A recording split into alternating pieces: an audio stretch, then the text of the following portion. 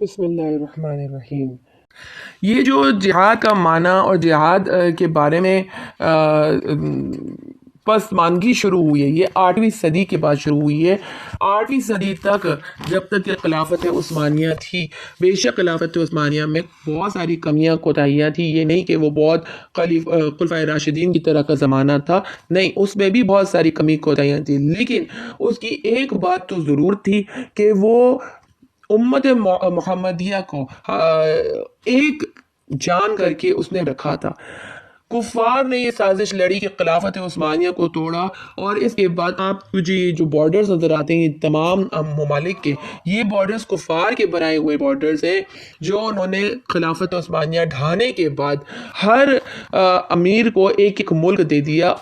انہوں نے مسلمانوں کو ہی استعمال کیا اس کام میں کہ خلافت عثمانیہ میں جو امیر مختلف علاقوں کے مقرر تھے ان کو ورغلایا اور کہا کہ تم ہمارا ساتھ دو اور اس خلافت کو ختم کرو، تو ہم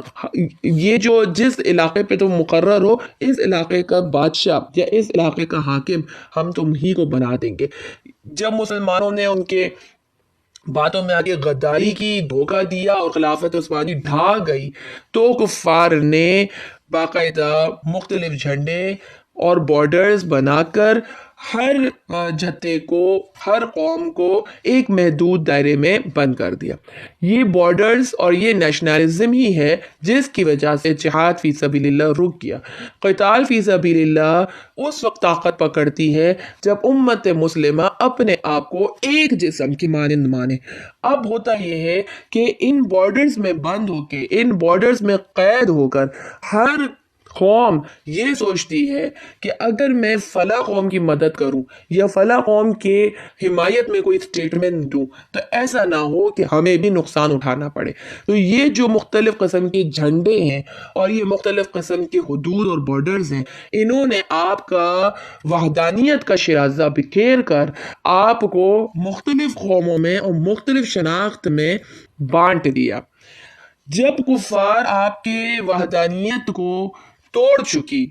آپ کو متفرق کر چکی، آپ کو سعودی بنا دیا، پاکستانی بنا دیا، انڈین بنا دیا،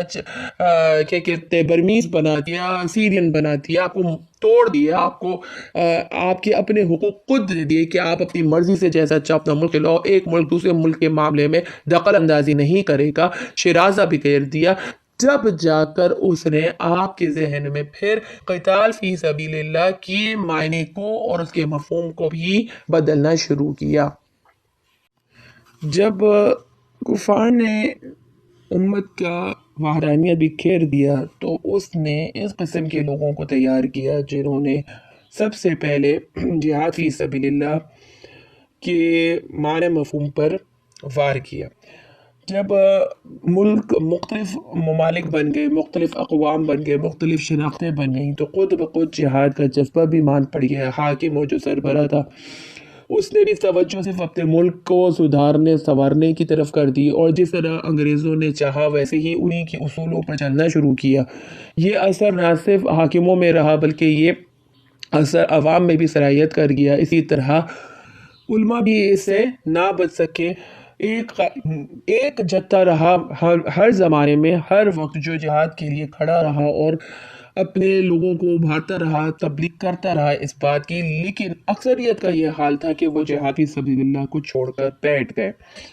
اب باقی وہ جو تیار کردہ اشخاص تھے انگریزوں کے، ان میں احمد قادیانی لین اور ایک سر سید احمد خان، حالانکہ ہم اپنی اسکول لائف میں جب پڑھتے ہیں تو ہم نے خود پڑھا ہے کہ ان کو سر کا لقب جو ہے انگریزوں نے دیا ہے، اور یہ میرا ایمان ہے کہ جس کو کوئی لقب انگریز دے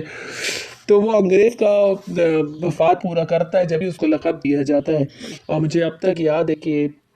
ہم جب ہسٹری پڑھتے تھے تو اس میں تھا کہ جب مسلمانوں اور ہندوؤں میں لڑائیاں ہوتی تھیں یا انگریزوں میں لڑائیاں ہوتی تھیں تو سید احمد خان یہ برٹش فیملیز کی حفاظت کرتے تھے۔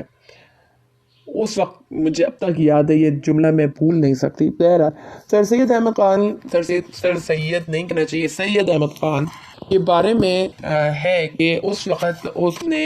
مولانا قاسم نانوتوی رحمۃ اللہ علیہ اور وہ علماء کرام جو جہاد کا میدان گرم رکھتے تھے، جنہوں نے انگریزوں کے خلاف جہاد کا علم اٹھایا ہوا تھا، ان کے خلاف بھی اس قسم کی کلمات استعمال کیے جو جہاد کے جذبے کو خراب کرتے ہیں۔ مثال کے طور پر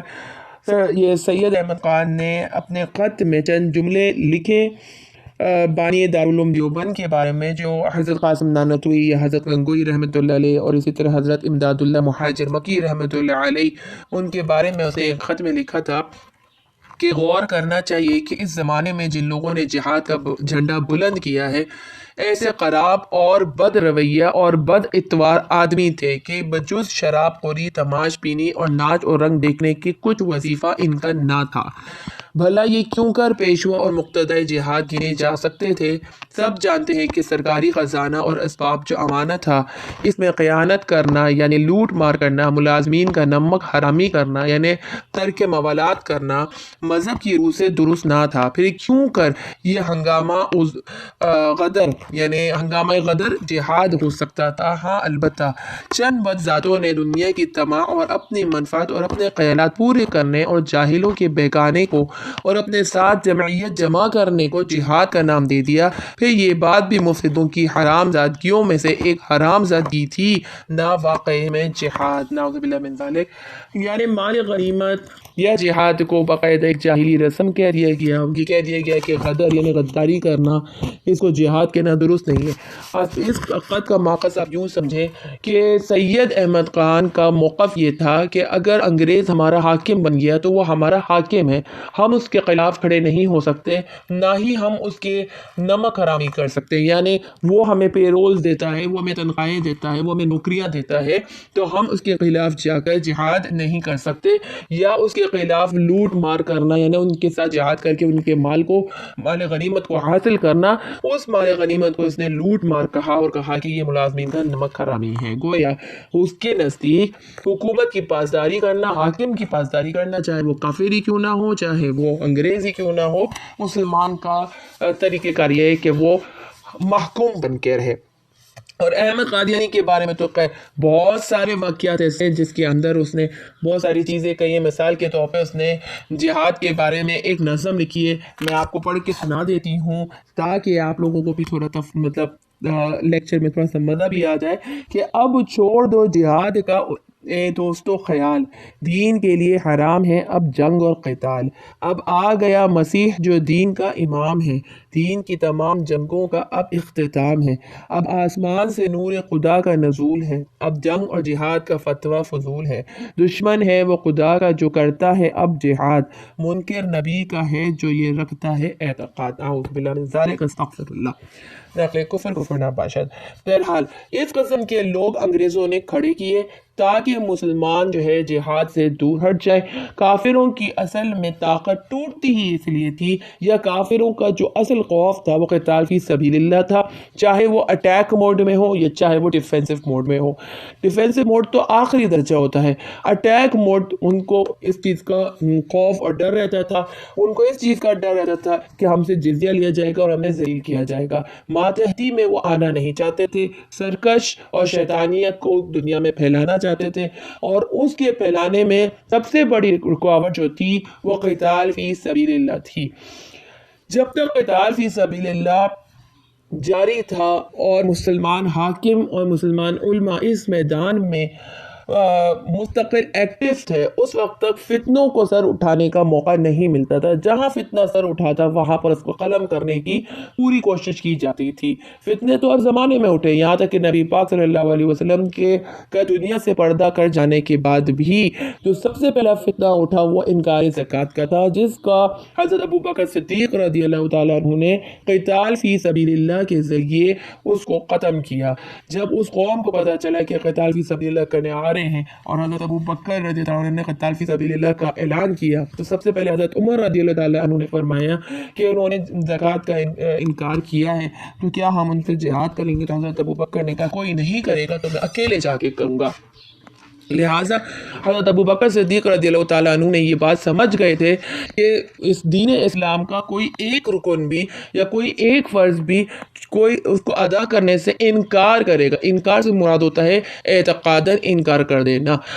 اس قوم نے کہا تھا کہ ہم اب زکوٰۃ ادا نہیں کریں گے، کیونکہ ان کے نظریے میں یہ تھا کہ جب تک نبی پاک صلی اللہ علیہ وسلم کی حیات تھی اس وقت تک زکوٰۃ فرض تھا، اور آپ صلی اللہ علیہ وسلم چلے گئے تو اب کسی کو حق نہیں ہے کہ وہ زکوٰۃ لے، اور وہ اپنی زکوٰۃ سے جان چھڑانے چاہتے تھے۔ تو حضرت ابو بکر صدیق رضی اللہ تعالیٰ عنہ نے فرمایا اگر کوئی جو نبی پاک صلی اللہ علیہ وسلم کی حیات میں بھی ایک رسی بھی دیتا تھا اور اب وہ نہیں دیتا تو میں اس سے بھی قتال کروں گا۔ تو فتنے تو سر اٹھاتے ہیں، لیکن فتنوں کا توڑ، فتنوں کو ختم کرنے کی چیز واحد قتال فی سبیل اللہ ہے، اور جب وہ رک گیا تو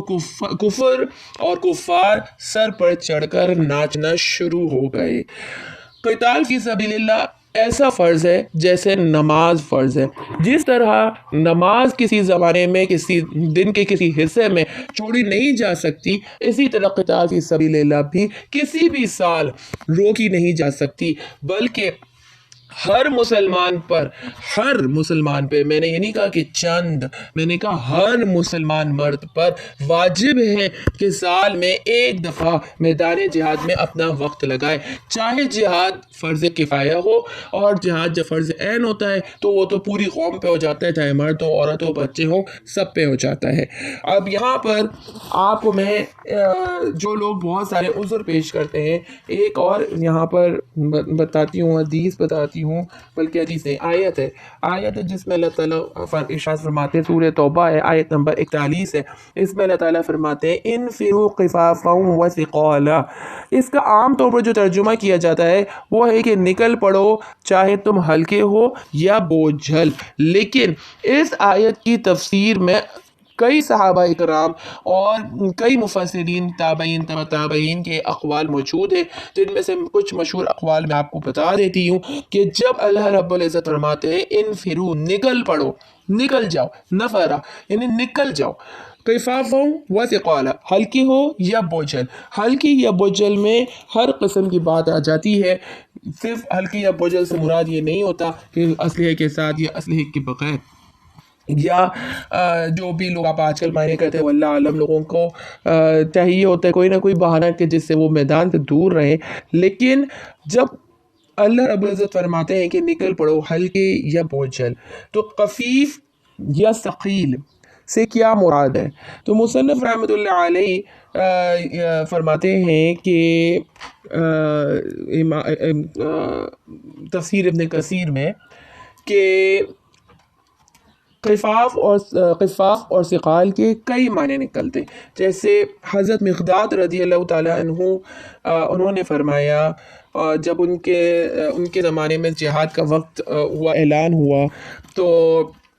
وہ ایک صندوق پر بیٹھے ہوئے تھے اور جہاد میں تشریف لے جانے کا ارادہ رکھ رہے تھے، تو جو ہے ایک شخص نے ان سے کہا کہ اللہ تعالیٰ نے آپ کو معذور قرار دے دیا، پھر آپ اس بڑھاپے میں جہاد کی مشقت میں خود کو کیوں ڈال رہے ہیں؟ تو حضرت مقداد رضی اللہ تعالیٰ عنہ نے فرمایا کہ منافقوں کے راز کھولنے والی صورت، یعنی سورہ توبہ منافقوں کے راز کھولنے والی صورت مانی جاتی ہے، یہ مجھے بیٹھنے نہیں دیتی۔ یعنی انہوں نے کہا کہ اللہ تعالیٰ نے ارشاد فرمایا انفروا خفافا وثقالا، یعنی جس حال میں بھی ہو جہاد میں نکلو،